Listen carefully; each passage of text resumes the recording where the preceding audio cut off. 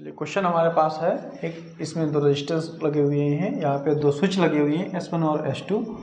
First part में हमसे बोल रहा है कि ये इसको दोनों ही रजिस्टर को हमने 5 वोल्ट से कनेक्ट कर दिया है यहाँ स्विच के साथ में, S1 S2 के साथ में। तो S1 क्लोज्ड है और S2 ओपन है। तो ओपन का मतलब होता है, आप बेसिक मीनिंग समझ लो कि ओपन का मतलब होता है ऑफ और क्लोज्ड का मीनिंग होता है कि जैसे हम स्विच को ऑन करते हैं।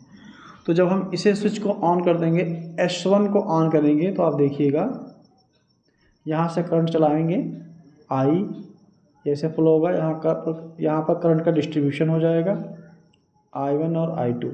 यहाँ से आप देखेंगे बेसिकली ये जो कॉम्बिनेशन है ये पैरेलल कॉम्बिनेशन हो जाएगा और ये करंट दोनों यहाँ से वापस होंगी और फिर से मिल करके आई और फिर से ये वापस इस सिरे में आ जाएंगी।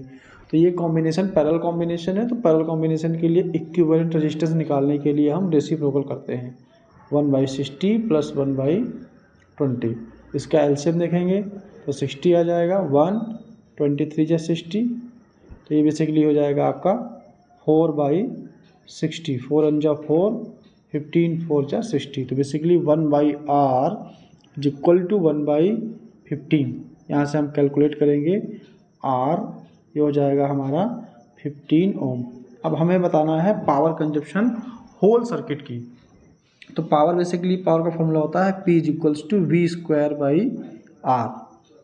तो यहाँ V कितना है, 5 है, तो 5 का स्क्वायर करेंगे 25, R है आपका 15, इसको डिवाइड कर देंगे, 5 5 जा 5 3 जा, तो बेसिकली 5/3 वाट पावर ये फर्स्ट पार्ट की निकल के आ जाएगी। सेकेंड पार्ट में देखेंगे तो S1 ओपन है, इसका इट मीन्स कि S1 ओपन का मतलब हो गया कि ये ऑफ है और S2 क्लोज है, इसका मीनिंग हुआ कि ये S2 जो है ये ऑन है। तो इसको अगर ऑन कर देते हैं और ये ऑफ रखते हैं, मतलब यहाँ से वायर को कनेक्ट नहीं करते हैं, तो आप देखेंगे करंट यहाँ से चलेगी और इसमें नहीं जाएगी, फिर इसमें से होकर के ऐसे ही ये बाहर वापस आ जाएगी। तो यहाँ पर सीधा सीधा रजिस्टर ये यूज किया गया है और इसका कोई इन्वॉल्वमेंट नहीं होगा इस केस में।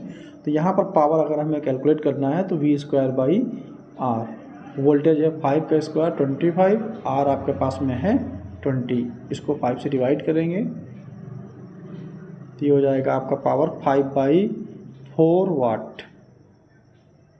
इसका सेकेंड पार्ट होगा।